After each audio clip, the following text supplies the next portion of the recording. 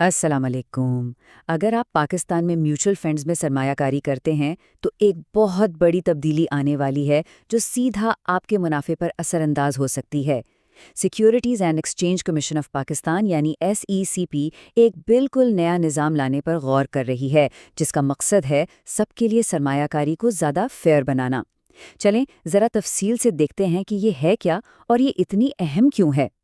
چلیں ایک سوال سے شروع کرتے ہیں۔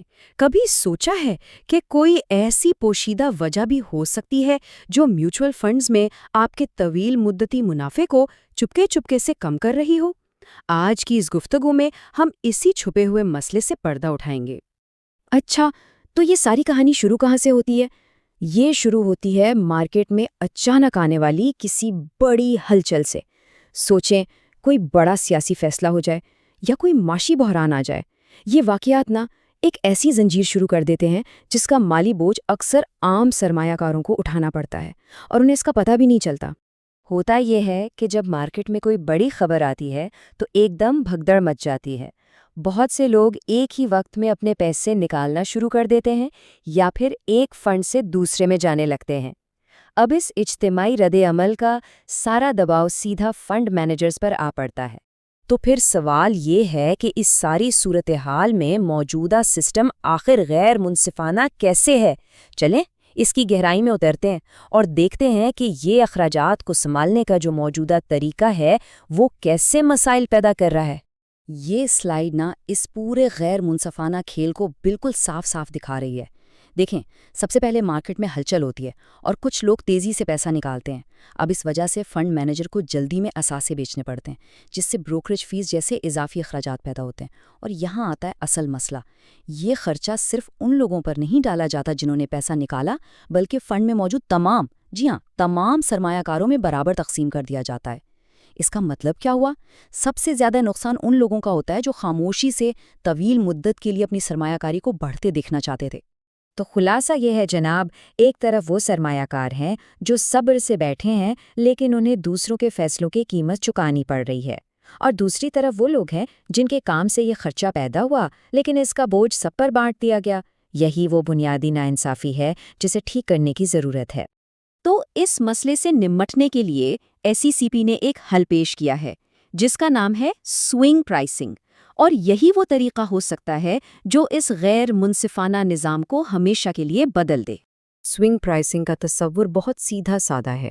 اس میں فنڈ کی قیمت یعنی اس کی NAV کو تھوڑا سا اوپر یا نیچے ایڈجسٹ کیا جاتا ہے۔ کیوں؟ تاکہ جب بہت زیادہ خرید و فروخت کی وجہ سے اضافی اخراجات ہوں تو ان کا بوجھ صرف انہی سرمایہ کاروں پر پڑے جو اس کی وجہ بنے ہیں۔ سیدھی بات، جس کی وجہ سے خرچہ ہو وہی ادا کرے۔ اچھا، اس کو سمجھنے کے لیے ایک بہترین مثال ہے۔ فرض کریں آپ دوستوں کے ساتھ ریسٹورنٹ گئے ہیں اور ایک دوست نے مینیو کی سب سے مہنگی ڈش آرڈر کر لی، تو کیا یہ انصاف ہے کہ بل سب برابر دیں یا جس نے مہنگی چیز منگوائی وہی زیادہ پیسے دیں؟ سوئنگ پرائسنگ بالکل اسی دوسرے یعنی منصفانہ اصول پر کام کرتی ہے۔ اب دیکھتے ہیں کہ اگر یہ سسٹم آ جاتا ہے تو اس سے عام سرمایہ کاروں کو کیا ٹھوس فائدے حاصل ہوں گے۔ اس نئے نظام کے فائدے بہت زبردست ہیں۔ سب سے بڑا فائدہ تو ان لوگوں کے لیے ہے جو لمبے عرصے کے لیے پیسہ لگاتے ہیں۔ ان کا منافع اب محفوظ رہے گا۔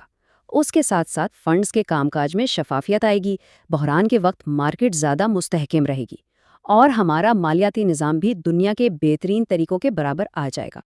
SECP نے خود اپنے بیان میں کہا ہے کہ اضافی اخراجات ان سرمایہ کاروں کو برداشت کرنے ہوں گے جو ان کا سبب بنتے ہیں۔ یہ ایک جملہ اس پوری تجویز کی روح ہے، یعنی ذمہ داری اسی کی ہوگی جس کے عمل سے خرچہ پیدا ہوا ہے۔ اب آخر میں دیکھتے ہیں کہ اس تجویز کا مستقبل کیا ہے اور یہ کب تک قانون بن سکتی ہے۔ یہ بات بہت اہم ہے کہ یہ ابھی قانون نہیں بنا۔ SEP نے ایک کنسلٹیشن پیپر جاری کیا ہے، جس کا مطلب ہے کہ یہ دروازہ سب کے لیے کھلا ہے۔ انڈسٹری کے ماہرین، کمپنیاں اور یہاں تک کہ عام سرمایہ کار بھی اس پر اپنی رائے دے سکتے ہیں تاکہ حتمی فیصلہ سب کی مشاورت سے ہو۔ تو آخر میں ہم اس بڑے سوال پر آ کے رکتے ہیں، کیا سوئنگ پرائسنگ واقعی پاکستان میں سرمایہ کاری کے میدان کو ہر ایک کے لیے منصفانہ بنا پائے گا؟ اس کا جواب ہی ہمارے ملک میں مالیاتی انصاف اور اصلاحات کا مستقبل طے کرے گا۔